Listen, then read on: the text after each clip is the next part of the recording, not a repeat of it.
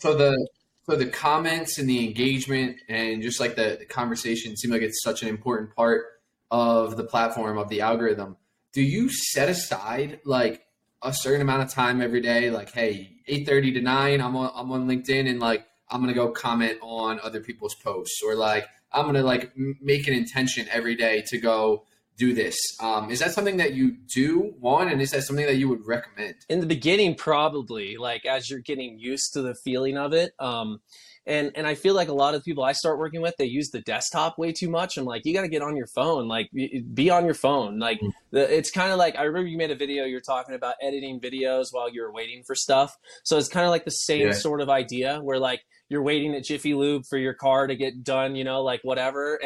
And something monotonous in your day, or you're waiting for the train to pass, like you just pull out your phone and start and jump in and have a strategy every single time. You don't just you don't go I yeah, you like don't go that. about it with like this monotonous feel. Like you read it. If it sucks, you keep moving, like, because content can be long. You don't want to waste too much of your brain power reading something that's too long, or too monotonous. Mhm. And if you hate it, you don't want the algorithm to give you more of it. So yeah, like go in there, read it, engage with it, drop that comment. Then immediately every single person that commented on that post is going to see that you commented on it. That's how LinkedIn works. So then you go beyond that. You started liking and reacting, and you can usually do this in about 5 minutes or so. And like even just one single post can get you countless new, not necessarily followers, but like new community members is how I like to look at it.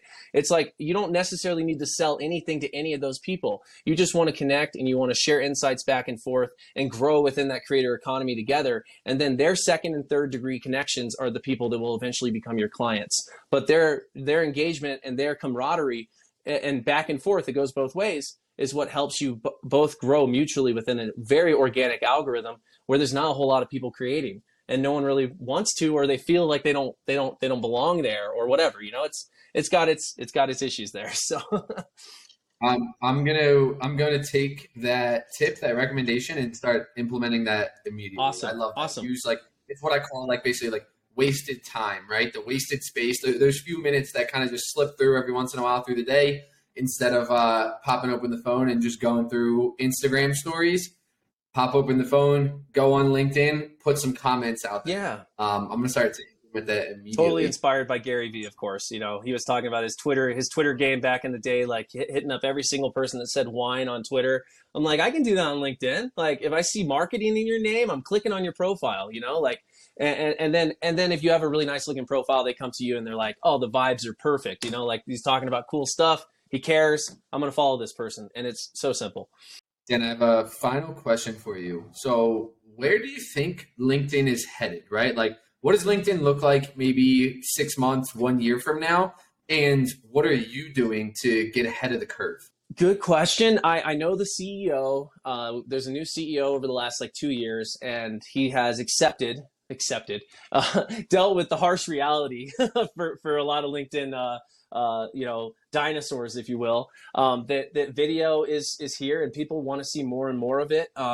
And I already see the writing on the wall with all these new analytics that I'm getting for video. They've now split. It used to just be views. Now it's impressions and views. So, and they're Mhm. also they're also including in those analytics watch time. So, I mean, obviously they're paying attention, and they're probably going to start rewarding people. So what that means to me is that just like with TikTok and short form and how you get rewarded for watch time on TikTok, LinkedIn is going to start rewarding watch time as well. So that means that people are going to be pushed more towards short form on LinkedIn as well. I mean, it seems like the writing's on the wall when I see stuff like that. So that's really cool, and I'm excited about that.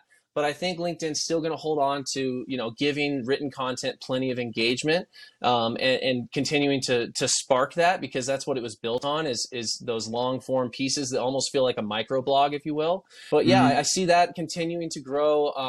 But I think LinkedIn, here's my thoughts on it. LinkedIn was the private networking platform for the longest time. It was all for people that knew each other and worked together. They founded companies, whatever. And that's why the DMs on LinkedIn are so advanced, is because people used to just do private messaging. Now you have the ability to schedule a meeting directly inside LinkedIn's DMs and do it right there. And you have voice messaging, and you have all these things coming in. When you upload a link, you don't get shut down. It has a nice thumbnail, all that jazz.